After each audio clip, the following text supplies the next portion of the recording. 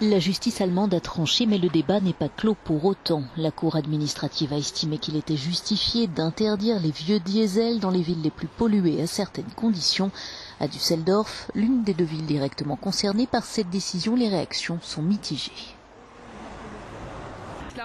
Je ne suis pas sûre que cette interdiction des diesels puisse changer grand-chose. En principe, c'est bien sûr une bonne opportunité de freiner la pollution.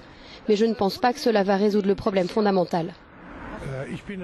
J'estime que ceux qui sont responsables doivent payer et il s'agit de l'industrie automobile. C'est elle qui a triché, pas les automobilistes. La ministre allemande de l'Environnement est en tout cas formelle. Le gouvernement fera tout pour éviter une mesure qu'il juge trop radicale.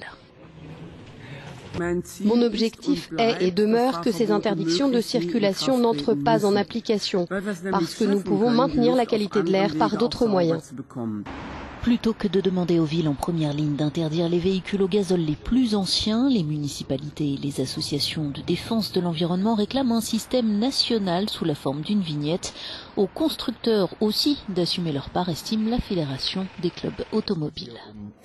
Tout cela va avoir un coût très conséquent. Une mise aux normes coûterait au moins 1 500 € par véhicule et je pense que la responsabilité morale en revient aux constructeurs automobiles. Ne serait-ce que pour sauver leur réputation, ils doivent contribuer à couvrir les coûts lorsque cela est possible. Forcer la main des constructeurs qui devraient mettre à niveau les moteurs et les systèmes d'échappement, une opinion largement partagée dans le sillage du Dieselgate. La balle est dans le camp du gouvernement qui devra rapidement faire des propositions.